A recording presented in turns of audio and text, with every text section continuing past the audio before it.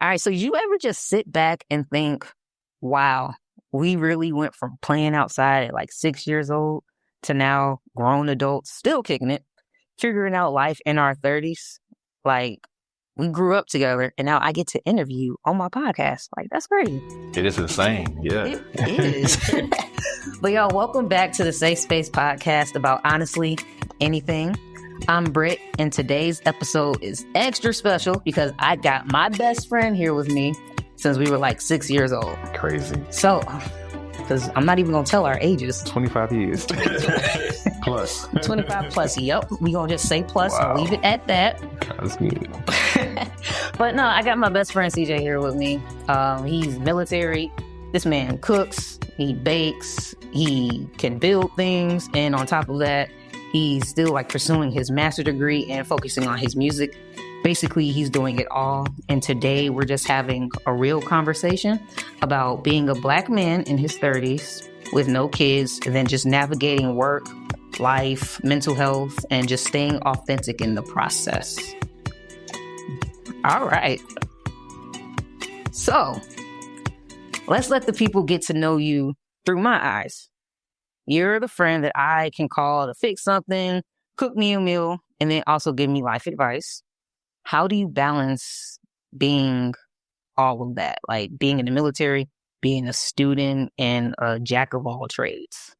That's a great question. To be honest, I don't. Okay. Every day is a day by day basis as far as military, my personal life, hobbies, passions. I don't see anything as a thing to balance, but more so just to be, to exist in each space that I'm in. Mm-hmm. Going from military to my full-time job in construction, and then from there just going back home, having to go do homework for grad school. Mm-hmm. It's a lot to manage. Especially now, this year has been very rough, but I'm getting through it. So I can't say that it's all me balancing it. Mm-hmm. What I can say is that God has been there through the entire process, which is the anchor and everything going on. Because I can get lost sometimes. Yeah, he's the foundation. He's the foundation. He's the peace, the understanding, the schedule maker. Makes everything gel and fit together. Okay. Yeah, so it's not me. Definitely, It's not. it ain't me. Well, so how have you been able to somewhat navigate? Because you said it's not only you, but okay, I'm sure there's days where like you get off of work and you're like, I'm just exhausted. But what helps keep you going and like keep you motivated? Because you know you have things that you got to do. You can't just go home and like sleep. Which, again, I'm a prioritize a nap anytime I can. The biggest thing for me is prep. Prep time is like my Sundays, as far as like doing most errands. Mm-hmm. So laundry, personal admin tasks, meal prep. So Sunday is like my biggest day to prep. But overall, getting everything ready ahead of time can save time day of or moments prior to something happening. So I have everything laid out night before. Gym clothes, work clothes. I have everything scheduled for the day coming up. I don't want to go into the day blind because that's where you kind of spiral or get stuck into that functional freeze. And when I get into those stages, I can't really be my best self. So prep is my main thing. The main thing. Yeah. Now, have you always been like has you always had to prep things out day by day, or just as you've gotten older and then especially being into the military has helped bring that out more? I think a mixture of both. As a kid, my dad was always the one having me up on Saturday mornings at 6 a.m, 5 a.m. to go work with him. So having that kind of childhood and upbringing gives you a work ethic to prep prior. But also military, one thing that we have there is to stay ready, so you don't have to get ready. So that's a big one too. Also, just never know what happens in the military. When we're training on active duty, many things change in minutes to hours. So if you don't have everything squared away, or for us, that means prepared and ready, then you can either get left behind, lose the battle, or just not be, as what's the word for it? Efficient. You know? But yeah. And okay, so speaking on military, what made you want to join? Because growing up, that was never really, that wasn't really something that we talked about. It was always like, I'm going to be a musician or I'm going to do something into construction. Well, our background is drill team. So like we've been like born and bred on the whole like chain of command, ranks, and like the order of, military. I feel like that's why I refused to go into the military because of drill team. Like I knew I enjoyed it. Like I liked it in the moment, but I also knew, you know what? Inspections. That was fun too. I hated inspections. Yes, you know how many times towards the end of our drill team career that I got out of doing inspections somehow? Well, I was literally was not there I was there for competition part, but the inspection part somehow, like the last 2 years, I was able to come after. You know what's funny? Like being now in the actual military, the inspections back in drill team were more like intense than the ones in the actual military, which is like crazy, very crazy. Oof.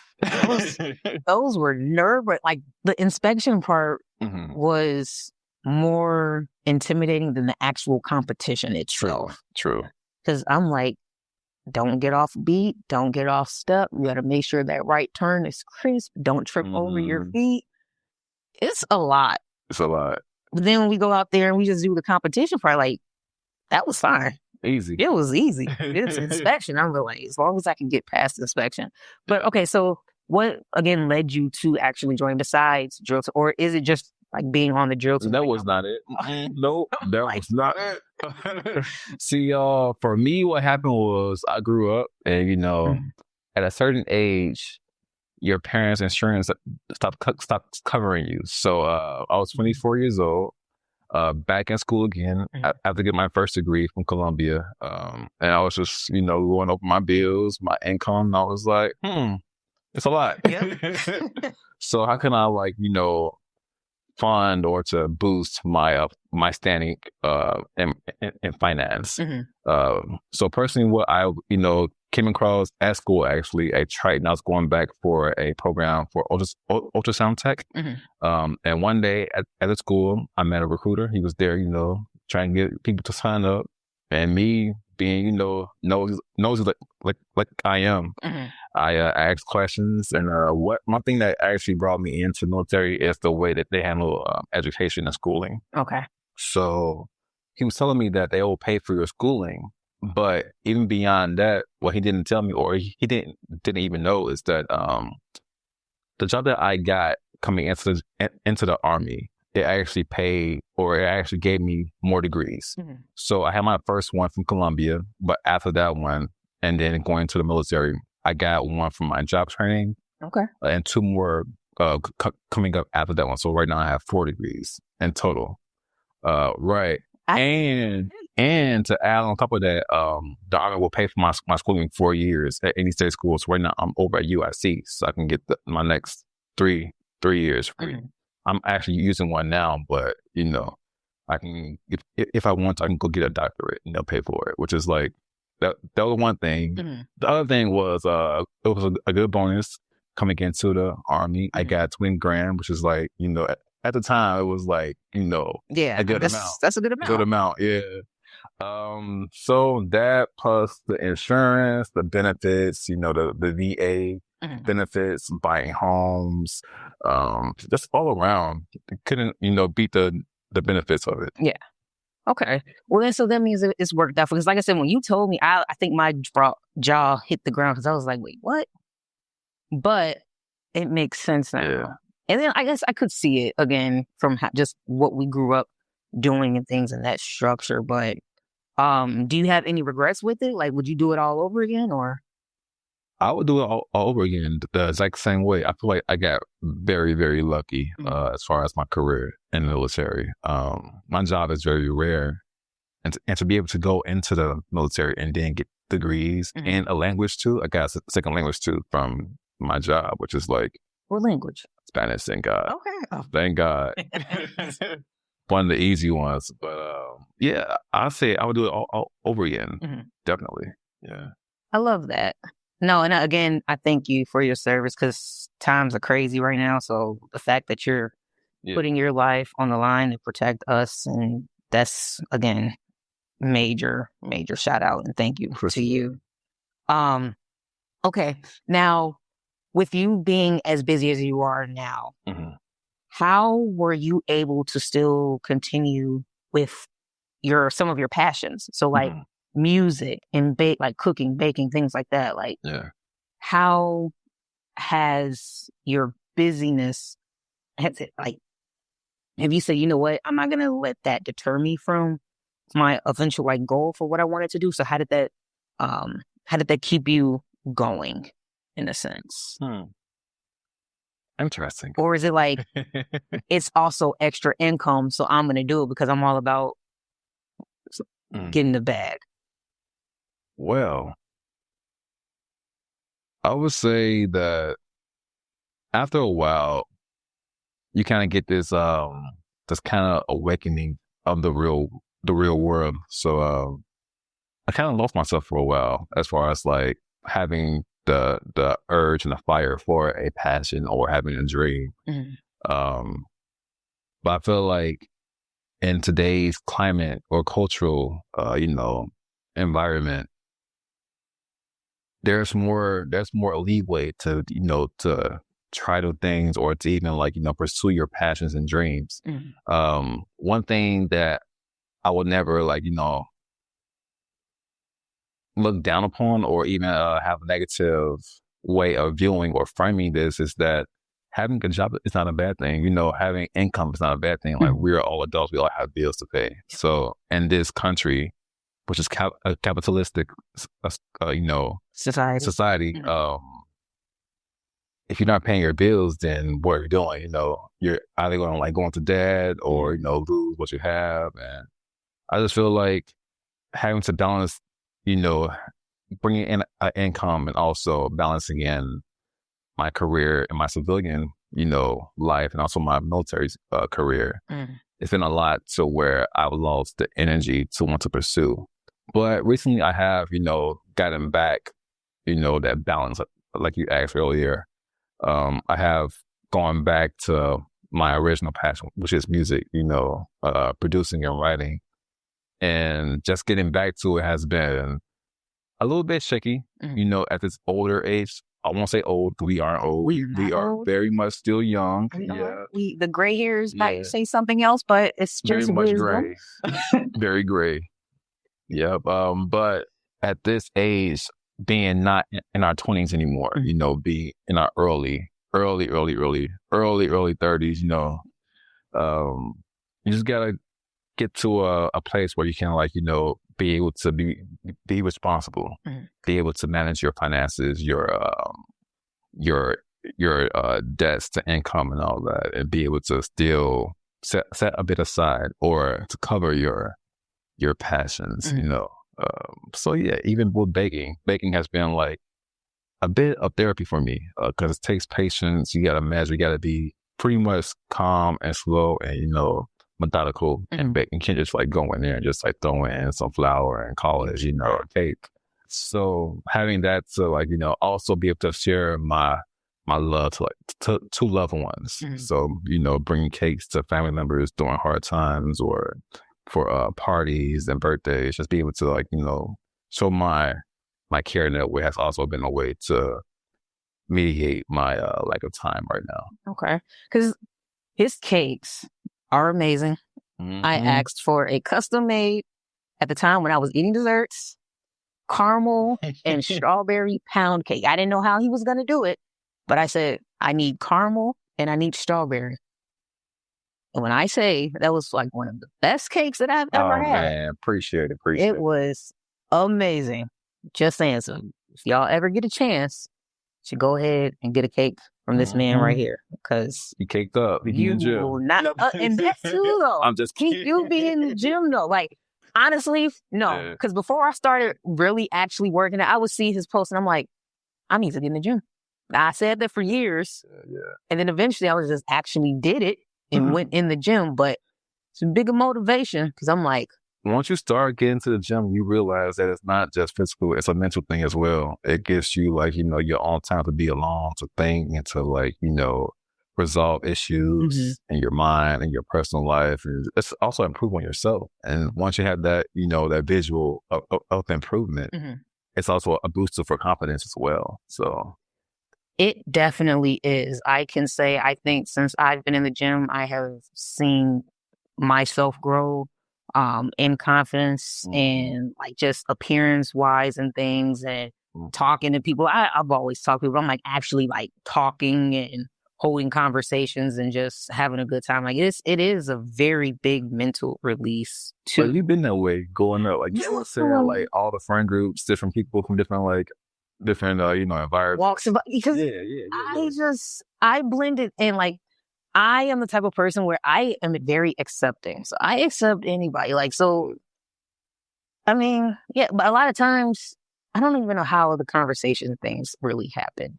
They just happen. And all of a sudden I know I just got different people that I'm talking to. But I don't know, like, I guess looking back at it, but at the same time, honestly, I was very shy and people did not know that.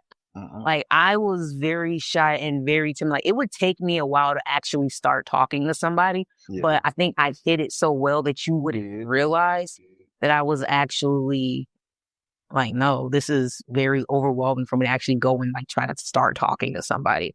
It's just like when you were in school and you all got to like read a section or whatever. Like my little social anxiety, I would actually count like the people in the paragraphs to know when I was about to start speaking. So now I got a problem because you're not about to have me out here like frozen because you want me to read in front of the class. So like it was any hard word and like longer words, you start sounding them out. Yep. See, I'm glad I am not alone because like I said, prep. you gotta prepare. You gotta prepare. Or okay, so you just mentioned staying fit and keeping your mind right. So I know with military life that comes discipline. When you don't feel like going into the gym and like working out, how do you stay disciplined? Like what is triggers in your mind? So I love TikTok for this. But one of the topics that came up was the topic of motivation and also like, not always having it. So one thing that I've like, built myself is that even when I don't feel motivated, just show up, just go. Because once you're like in the building, that's when everything, kicks back in. The muscle memory is like, once you get into the actual environment of being in a gym, you just kind of like, reawaken. So even if you don't feel like it, just get up and just show up, be present. If you're not there, then you can't, get active. But once you're in the environment, what else can you do besides, get active? Because it's easy to say, oh, you know what, I'm going to just go work out at home, or I'm going to like use the facility that's in my like apartment complex or like townhome neighborhood or whatever. But it is like, are you really going to go? I think for me, like I would use my complex facilities, but then I'm like, no, I need to actually physically go into the gym and like be around people and hear the metal clinking and things, because it's just going to it's going to pump me up even more. Because like if I'm just at home, I can just do like lollygazing, sit down, maybe do a couple of reps and okay, I'm about to go look on TikTok or scroll Instagram or something. And then I'm just like. Also, you're at home. So like your home base of comfort, so you won't be as pushed or motivated to do more or push beyond what you're feeling in the moment while you're at home, because it's like it's your haven. You aren't getting that external stimuli to do more, be more. But once you get into the gym, you will see people at like different levels of fitness. Some behind you, some at your level, some behind you, but they all motivate you to keep going. They do, because I think it was one day me and my trainer was there, and this lady, I think she was like in her 60s. We saw her working out, but then she started just talking to us and telling us about her story, how she had MS and just like a year or two prior, she couldn't walk. But now like I'm watching her in the gym, like doing some heavy like lifting and stuff. And I'm like, see, That's motivation right there. If she literally said like she could not walk, she could barely stand, get out the bed, things like that. And now I'm sitting here watching her like working out. She wasn't going to let that disease stop her and keep her down. And even now, like she's like, I'm still going. She every day, like she deals with different flare-ups and things, but she's still going. I was like, that's motivation right there. If she can do it, I can do it because I have nothing stopping me but myself. Mm-hmm. And like you said, if I'm at home, I'm in my safe haven, I'm going to go to sleep. Yep. I love a nap. Naps are essential. I cannot stress this enough. Naps are essential. They are a blessing from God. They are. Like when I was younger, I used to kind of sort of hate taking naps. So I'm like, I'm going to miss something. You know, you're being that nosy kid. You're thinking, oh, you're going to miss something. But I appreciate my aunt who watched all of her nieces and nephews, made us take naps. Low-key probably so she can watch her soap operas in peace. But I appreciate it now because I can go to sleep at any time of the day because of that. Speaking of kids, like, I couldn't imagine having this schedule and having kids. Like, that's one thing I couldn't even fathom right now. Okay, with this economy, with everything, like, no. And okay, so you just led me into my next topic, though. Like, you're 30 plus. With no kids, barely, but with no kids. Like, do you ever feel like people expect you to have a family by now? I think I did personally. My own timeline growing up was that I'd be finished by 18. You know, I'll be married by like 26, 27. Have my first kid, you know, before 30. Big house and all that. But life has a way of just giving you more than what you thought that you would have, and also giving you different than what you thought you would have. Yeah. Is it better or worse? I'm going to say no one can tell you that because it's your life, one, and two, everyone's life is different. No two lives are the same. There are nuances everywhere. But I did, you know, picture myself with maybe like 2 sons or 3 boys, but boys, why are you hating on the girls? I grew up with 4 sisters, so you did. I'm a boy in that environment. I understand how it is to raise girls and how they are, so I don't want that problem. Any girl that's out there, I want to say God bless y'all for having that patience and stamina, but for me personally, I can't do it. I don't think. I'm more of a rigid, structural kind of parent. So having girls would be more like emotional and having to like, you know, concede. I ain't got time for it right now. Honestly, I could see if you were to have a girl, you will turn into putty in her hands. Too quick. Like, oh, baby, it's all right. I'll buy it for you. Exactly. Don't worry about it. Exactly. But so, on the other hand, I will be a good like dance dad. I feel like, you know, I'll get every practice, at every competition, buying all the uniforms. But you gonna learn to count. It's an 8 count, 1 and 2. Come on, 3 get it and right. 4 and 4 and 4. Nah, but oh, because you dance though. You do dance. We dance. Okay. Yeah. So we danced, yes. Back in our heyday, yeah. But you went further with it. I stopped because these knees of mine started cracking. And I just knew they couldn't, but you kept going. Like even after high school, like in college, you were in different dance groups. And yeah. So I could see you definitely being that girl dad. Like, come on, I'm about to learn these steps with you. Point them feet. Look, pivot, come on. Yeah, so ooh, I would probably feel kind of bad for her. No, she'll be all right. Next Beyonce, hey. You are Destiny's Child Part 2. Come on. That's it. That is Nat Nose Jr. Oh, that is hilarious. Well, okay. So what's like the funniest or wildest thing that somebody said to you about being child free at this age? The funniest or the wildest things? Oh. One thing that kind of grinds my gears about being childless is that people that do have children, they expect you to like do more for them or have more time and more money, which I do, but that's for what I want to do it with, you know? So just having people from the outside always saying, oh, we got no kids, you know, so you should have time to be able to do this or do that or help you with this. I'm like, I don't want to curse on here, but F word, no. F word, hard F word, Hard like, F. no.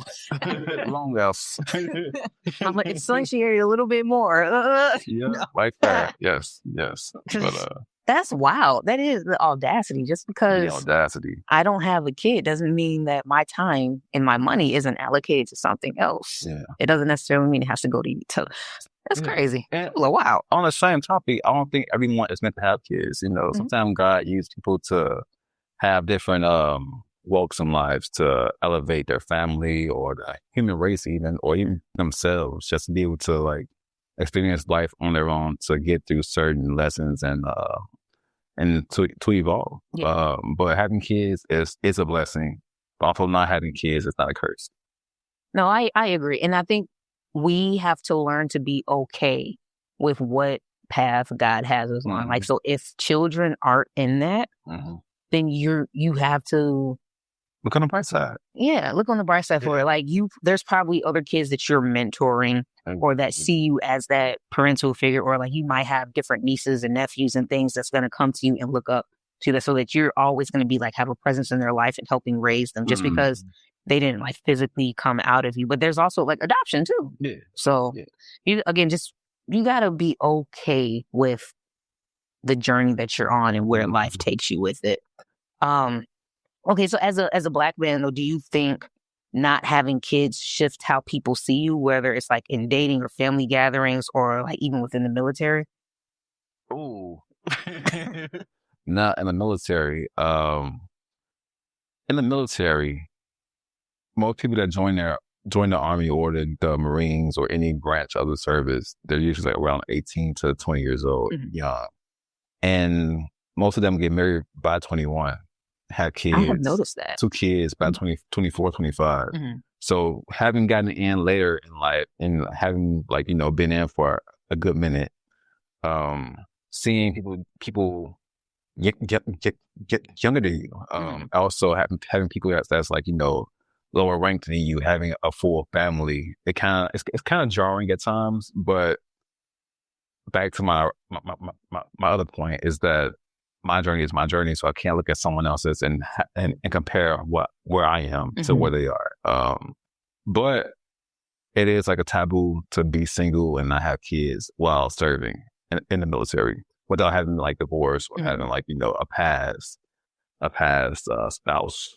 But in the real world, I don't think it's an issue. I think most people see it as being smart, especially now with the economy being the way it is. I don't think it's a problem not having kids or not being married. Also, I feel like the overall consensus of our society and our age group is kind of changing from, you know, having the aspiration of being married.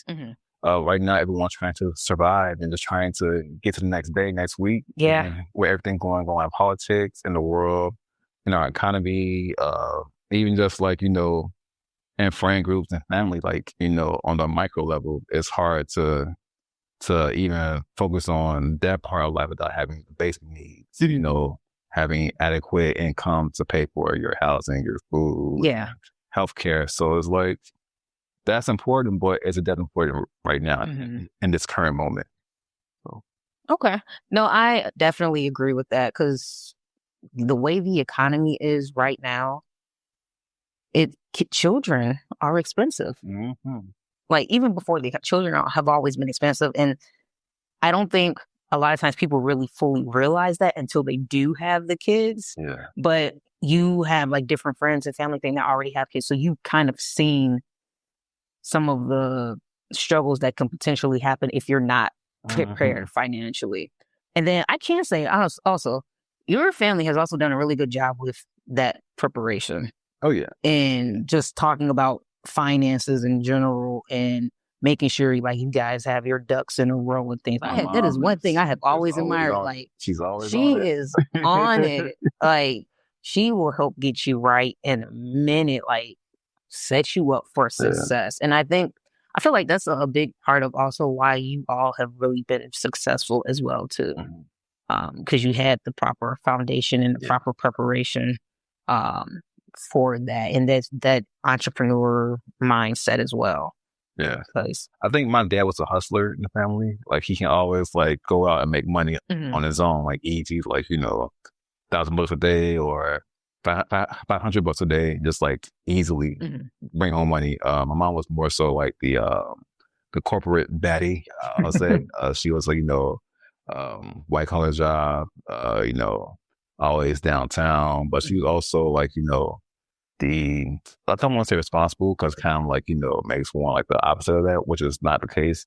But she was the one to always make sure or to instill in us to, you know, have a savings, to make sure your bills are covered. Don't just go out just buying things without having an actual budget or planning out the purchase.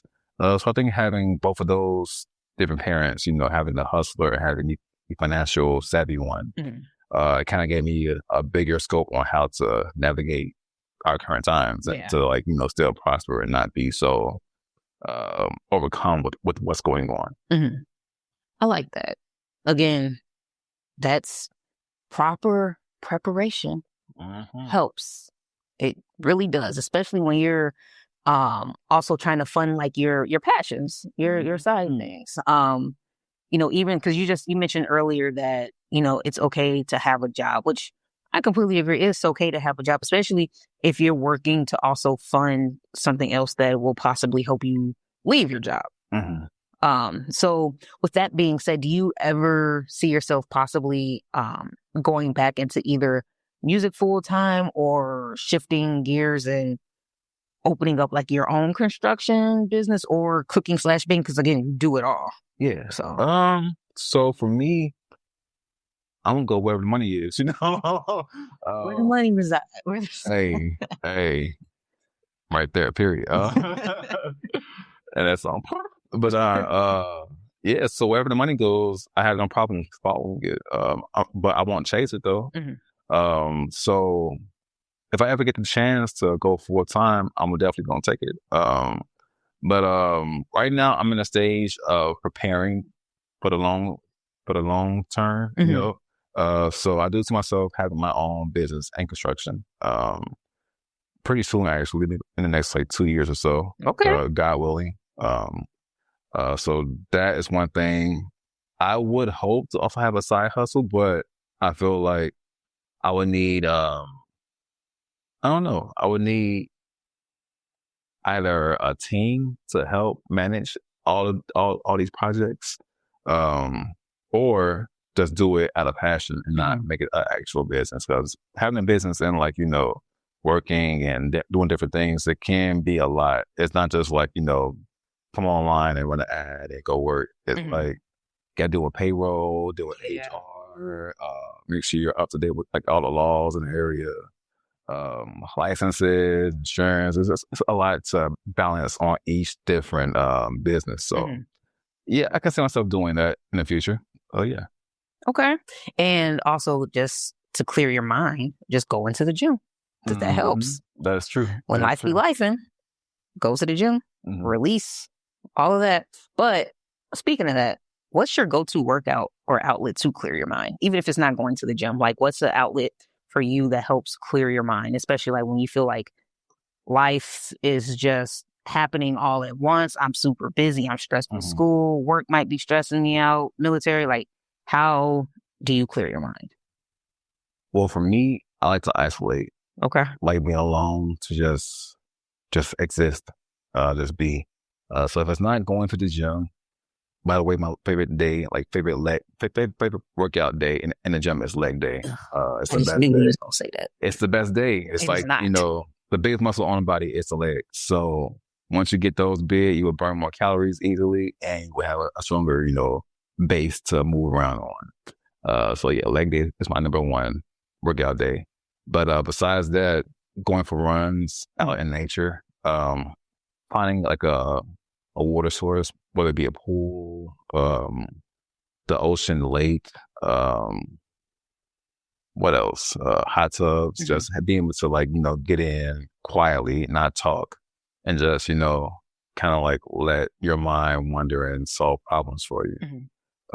But yeah, that's how I navigate my stress and be able to, you know, have a little time to solve problems. See, this is why we're friends, because I love being out in nature. You get me in nature, I will be at peace. I love earthing, just connecting with just it rejuvenates me. I've always been a fish, just in the water. But have you ever thought about going into like one of those infinity type isolation pools? How is it? I hate it. Hate it? Really? It was not fun. Yeah. So but you just described like just isolation, being like quiet in water. So what made it not fun? I don't know. I feel like my mind wanders by itself. So it's like, even when I do sit down and be quiet, it's like already just like going, just like, solving problems or like figuring out what happened, like, the day prior, like someone told me something that didn't add up. So now I'm like adding to over and thinking like, of it. She lied. Wait a minute. Let me look.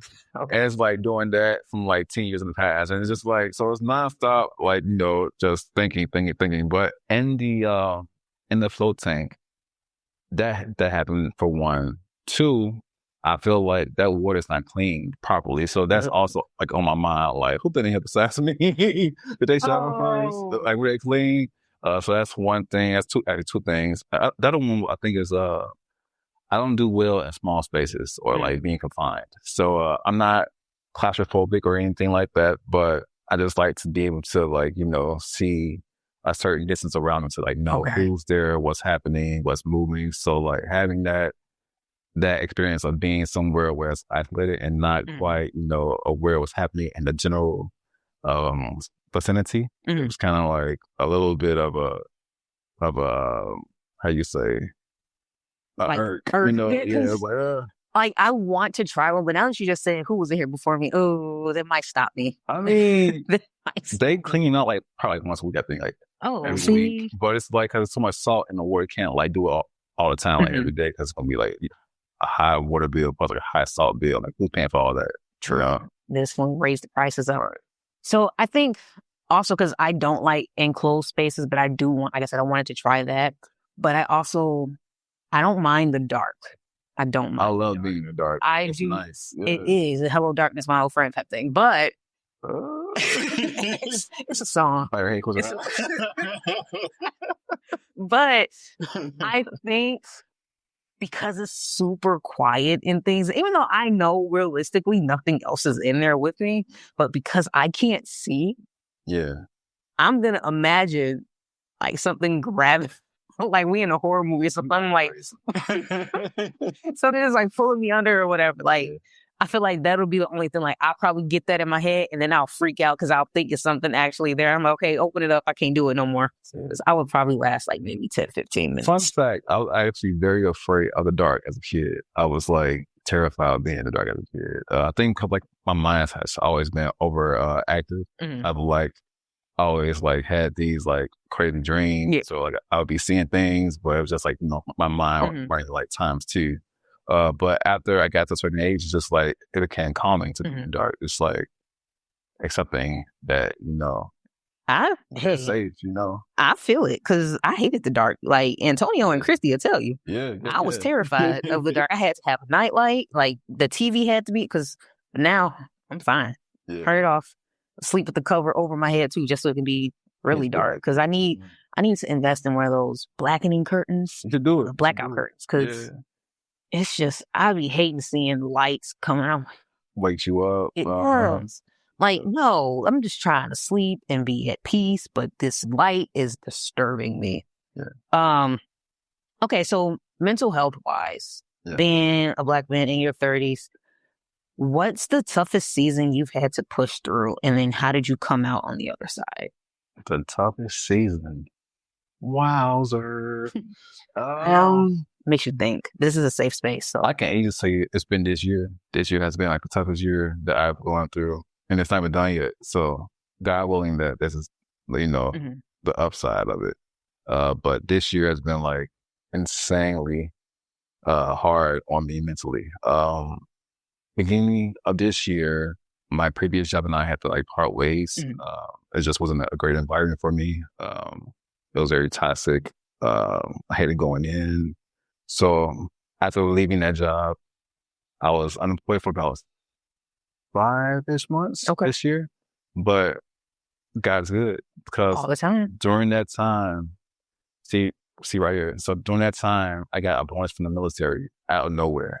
So, um, those 5 months, I was actually getting paid more than what I was getting paid in my full-time job Oh wow. from the Army bass. So just going again once a month and getting that bonus. So God provided for me during that time period. Then going on beyond that, I was praying and, asking God to give me a certain job.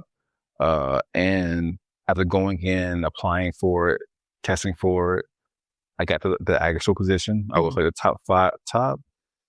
the top three slots in that position. So I got that. Once again, God provided for me. But on the first day of going to that job, I got into a total wreck. Caught upside down, woke up in a ditch, covered in mud, smelled like smoke. I just couldn't do anything but say Jesus the whole time. So the guy that found me on the side of the road, he called for help. I couldn't speak but say Jesus. So all I could say was Jesus. But from that accident, I walked away with no injuries, no broken bones, barely a scratch. But once again, God is good. On that same day I got to work, my mom texted me. She was like, well, your granddad passed away. So on the first day of work, got to a full-on accident, cars totaled, granddad passed away. It was so crazy that I was just sitting there numb. I had to fake it to not look crazy on the new job. But on the inside, I was just in a deep void, just that's a lot for somebody. Shell shocked. Yeah. And then the month after that, my dad had to go in for heart surgery, a triple bypass. And once again, I was just like, all right, so what's next? What's happening right now? Yeah. But once again, God provided. My dad got through the surgery same day, get back to his room, next day up and walking. Thank God. It was tough seeing him like that. Mentally, it's kind of makes you realize how mortal you are and also how mortal your parents are. Couldn't imagine him not being here, but at the same time, it was kind of a jarring effect because with everything going on, it kind of makes you question who are you and how are you doing on your journey? Are you doing enough? So yeah, so he's home now. He's good. But this year has been the toughest. And the only thing that got me through it is just praying. I've got into the Bible, I wouldn't say I got into the Bible as much as I was as a kid, but I've gotten back into it. Every morning on my ride to work or to the gym, I'll play 2 or 3 chapters from Psalms or Proverbs. And right now, I just make sure I meditate on a passage or a chapter from Psalms to make sure that I'm covered and that I know that I have that protection over me right now. So as far as mental health as a Black man, the biggest thing for me has been to get off Facebook, to not have the app on my phone anymore, because seeing so much every day nonstop, it can cause you to compare yourself and to think that you're not where you are, even though where you are is far from where you were. So got off Facebook. Also just to limit what I share and what I'm also intaking. Because internet can be a source of mental, depression, anxiety. I just don't want to add anything external to my current, situation to make it worse than what it is. But I'm in a better place now. Thankfully. Also, I changed my music in the gym. So before I was always listening to hot girls, Maggie, city girls, everybody. Because they get you pumped. They get you pumped. But in the same breath, they also get you pumped in different ways, sexually. Also this year I've been on a journey of finding myself again and to be able to take out that part of life and just focus on me and what I have to do. Being a Black man can be rough, but it's a blessing. It is. And I love it. thank you for being real about that and like sharing your experiences, because I think sometimes people forget that men, especially Black men, go through some very heavy things. And I feel like they don't always, not they, so you all don't always have the space to just say, I'm not okay, or be vulnerable without judgment. Because I feel like it's so much pressure for you as a Black man to like, you got to keep it together. You got to be strong. You got to be this, you got to do that. But who's checking to make sure that you're okay?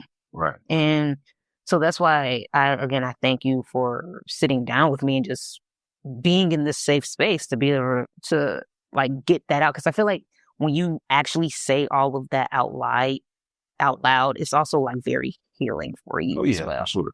Yeah. So that's why conversations like this matters, because it shows it's not weakness, it's strength to be real about where you're at in life, because you never know what you just talked about. Like that testimony could have just touched somebody else who might be going through like the same exact thing, or just like it's just coming down, like tragedy after tragedy after tragedy. It just keeps happening, and just when the weight of the world just feels like it's so much on your shoulders, how are you able to just keep pushing through? And you just mentioned like God, like that was the only thing, like Jesus, like he's been that foundation for you to help you get through that. So I love that. Again, I thank you for opening up and sharing that. For sure, yeah. All right. So, okay. We talked a little bit about balance and how you juggle a lot of different roles, student, chef, builder, son, friend, and you've pretty much tried to keep yourself from like losing it just to one certain title. How do you continue to make sure you don't like just lose yourself like and hyper focus on one exact thing? So Uh-oh. I always say that slavery ended, like, a long time ago. So I refuse to let anything enslave me or to capture me totally, except for God. That's the only thing that can, like, encapsulate all of my essence and being. So I don't care if it's a job or, if it's a career, like, military or whatnot. I'm not stuck in anything. I'm not like, a prisoner of anything. So I always think about that. Even right now, things can always change. But because change happens, that doesn't mean that it's over, that it's bad. I've learned to be a chameleon, or, to be able to adapt to my environment versus like letting my environment change me. I moreover will be the one to change. So once again, like having all those different personas or different like avenues of my life, they don't define my entire journey, When I'm there on that road, but each road isn't the entire passage of my life, So yeah, just being able to be present and also to detach from it. Has given me the ability to do all and be all without having to be all at once. Yeah. Okay, I get that. Hey, honestly, when you first said like you're not a slave, slavery ended, you're not a slave. Yeah. You know what my mind just went to? What's that? These four walls. Oh snap! Oh, that was a powerful poem. That's a good trip too. That was. Yeah. That was a good trip. We went to Ohio to go see the National Underground Railroad Museum when we were in high school. Yeah, like 16, 14, 15. Man, I think like about 16, 17. Okay, yeah. And when we got back, our church, we did a presentation based on what we saw there. And CJ went and created a poem called These Four Walls, which... Tell them what it was. Yeah, so I made a poem. But yeah, I wrote a poem when I was 16-ish, in that era of my life.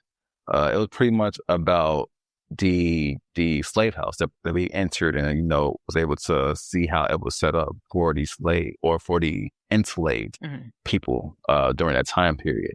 And it was called These Four Walls. And pretty much the poem went over that these four walls are only four walls. They aren't everything that I am, everything that I will be, or everything that I was put here to be. I'm just here right now in these four walls, but I'm not defined by these four walls. And that's pretty much how I've viewed life, even to this day. Just that even though I'm at work, I am not this person in this position. I am here doing the work, but I am not this position itself. Same thing with, like, you know, part of my life, being the son, the brother. I am the son, but it isn't all that I am. Yeah. It's part of what I'm doing right now. It's part of my journey of how I've entered into the world. But it's not my all-consuming, you know. It's my all-consuming persona. So yeah. And see, I love that. That's real, because like you've always been somebody who's moved differently. Oh, like yeah. even from when we were young, like you've always moved differently. You just don't follow trends or different things like that. You do your own thing. So that, how you just explained that, just depicts you very well. Yeah. Speaking of church and whatnot, that was a song by one of our church siblings, Kaya Holmes. He had a song called Free. And it was like, said, I'm so free. I'm free in Jesus' name. And that's like how I've been living my life in the last like 15 years or so. I'm free. I'm not like, you know, in bondage because I'm a Christian, you know. I'm not, you know, stuck in this land. I can do whatever I want to do in Christ, as long as I'm, like, you know, doing it. And also giving him the acknowledgement. You know, in all your ways, acknowledge God and he will lift you up. So I'm free. I can do whatever I want to do, as far as like I can go to school, I can go to the military, I can, you know, come back, have a regular job, construction, I can bake. I can do all things, you know, and there's no limits to what I can do.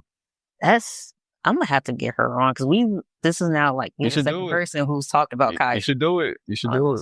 That's our superstar right there. Yeah, our big sis. Shout out to happy birthday. It's her birthday today. For real? Yeah. God's good. Yeah, today is her birthday. I mean, by the time this episode comes out, it's not gonna be her birthday, but at the moment, today is her birthday. So happy birthday. Beautiful. Okay. So, all right. So is that when you felt like you stepped into your authentic self then? Like when you finally, like when you came into like, I'm free, you're like, I'm, you know. That's a good concept to think about. Authentic self. I don't think we will ever be our true selves. Well, true self is different. But to phrase it that way, it's kind of like, I am who I am and who I will be right now at this moment, which I feel like we're always changing and evolving and growing. So to be like, you know, my final version, it's not possible until I'm like dead or until I'm like no longer here. So I feel like I'm on the right path. Okay. I'm like in the footsteps of where I should be walking to get to that point. But yeah, I feel like I'm doing what I should be doing right now. Okay. Yeah. And let me ask you this then. What does peace look like for you? Well, that's a very intriguing question there. It is very intriguing. Peace. What's peace? Now, peace of what? I would say for me, peace is knowing that my loved ones are good, without having to wear that burden of, you know, ensuring that it's like, you know, on me to provide that welfare for them. But make sure that my loved ones are good. And also for me, peace is just like just existing in nature, to be able to, like, you know, go somewhere deep in the woods, like a cabin somewhere, and just, you know, be able to live and, you know, survive off the land, you know, have bonfires, but to not have any insects though, you know, mosquitoes and spiders. That's not peaceful. That's terrifying. No, I'm kidding. But no, yeah, just don't go to Australia. Oh, I won't. I've seen those wolf spiders. Oh no. And then kangaroos too. I like those things are crazy. I mean, yeah, they swole, but They got hands too. Hey, boxing and kicking. Nah, good. No, thank you. I don't play that. That is I'm funny. American. How? Okay. This is On the barbecue. On the barbecue. but you could do. I mean, don't Please don't be Taylor Jack is dead. Oh man. Okay. All right. So we're gonna close this out then, like with the quick lightning round. And don't think too hard on it. Oh snap! We just gonna say the first thing that comes to mind. All right. All right. First thing that comes to mind. Favorite meal to cook. Favorite meal to cook. Don't think. Chicken. Chicken. Okay. All right. Dream job if money wasn't a factor. I will be an A&R person. Or what's the A&D? Okay. Artist development. Yeah, development. I would love to like find either a girl group or a boy group to like groom down to like, make hits and to like practice and study and all that stuff. I would love that job. See, we need to get back with Scene Productions because you're the artist and I have people be forgetting I have a whole music business master's. Oh, snap. Hey. I have a whole degree in music business. Come on, huh? I didn't know you started back doing your music, so we gotta work. We gotta work. Let's go. All right. First thing you'd buy if you hit the lotto tomorrow. Land either in Africa or Mexico. Okay. Yeah. Get back to our roots. Yeah. Love it. All right. And then one word to describe where you are in life right now. I am, let's see. One word. Evolving. Ooh, that is powerful. Evolving. Yeah. Evolving. Yeah. Like I don't want to say a Pokemon. I used to love Pokemon. So like a Pokemon, like Digimon. Yeah, I did. Level up. Look, hey, you got to. All right. See, and that's why you're my best friend. 'Cause like that was a solid answer. Evolving. All right. Well, you know what? Thank you for allowing me to come into your space and keeping it real with me today. I love that, like, after all these years, we could just sit here and just have grown-up conversations and still laugh like we're back in our adolescent days. And also to everybody listening, thank you for tuning in. Don't forget to share the episode with somebody who needs to hear it. Until next time, this is a Safe Space podcast about honestly anything. I'm your host, Brit, and I will talk to you all later. Mm-hmm.